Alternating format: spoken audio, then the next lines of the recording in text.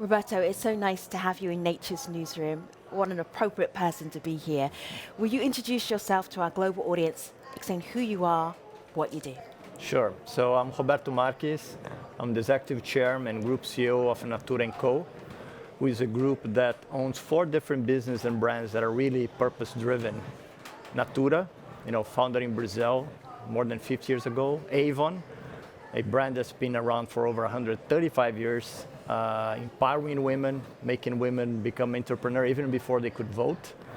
The Body Shop, based in UK, from our dear, loved Anita Roddick.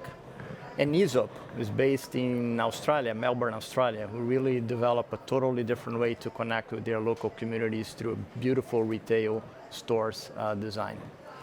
You've been following COP26 from a distance before you arrived here. What have you seen that made you think, aha, either good or bad? On the good side, I would say we're making progress in really linking the importance of nature to our future, even in terms of climate. Clearly the Paris Agreement created a very, I would say, logical framework on how to tackle emissions, carbon emissions, how to get to net zero by 2050, and that's good.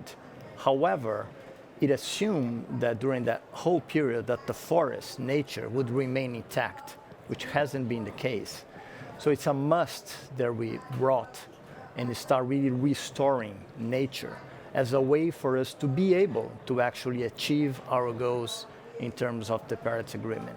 So I think the whole advocacy about forest and nature is a very important one. The good news is I think this COP is really realizing the importance of those two things so being interconnected, and I think we are making progress there. What Natura does, you already have a climate policy, philosophy, a way of moving around the world.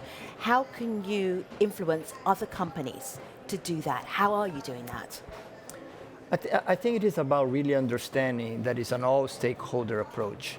And for example, when you talk nature, when we talk about preserving forest, you need to put at the center the local communities, the indigenous populations, the real guardians of the forest. They need to be part of the solution. This is very critical because if we start working with them and understanding all the biodiversity, all the possibilities, and that actually a tree standing is worth more than a tree that is cut and devastated, that is when you start coming with solutions, innovations, way of doing things, but putting the people that depends on nature, that depends in forests, just in the Amazon region, it's more than 30 million people, right? If you bring them to the table, if you make them part of the solution, then I would tell you that the journey becomes easier. Not simple, but easier. So many statements have come out of COP26, statements, announcements. What message do you have for the world as they're paying attention to COP26? You bring along Natura so many well-known brands, people respect, people use. What's your headline? I would say, let's talk less and act more.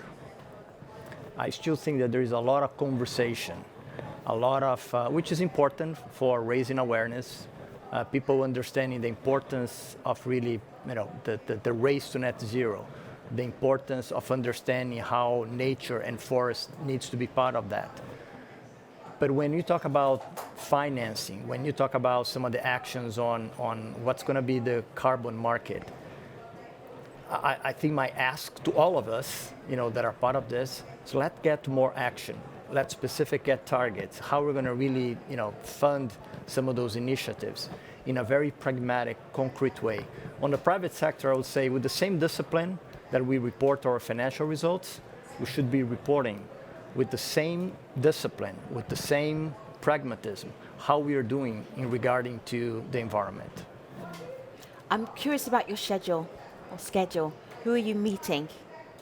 Listen, I'm meeting, first of all, people from my team. We have a lot of people that are coming here, and it's important to engage in many different dialogues. Again, we are particularly committed to really drive this agenda on nature and the importance of nature-based solutions. the importance of the Amazonia, the forest. We have today, we're meeting Sebastião Salgado, who is doing a beautiful exhibition at the London Science Museum to really celebrate how beautiful the Amazonia is, but also it's a call to action in terms of what needs to be done to actually preserve that forest, which is such an important asset, not just for Brazil and Latin America, but for the world. It's always a pleasure speaking to you. I will let you get about those meetings, important things to do, but thanks for making time for Nature's Newsroom. Thank you for having me.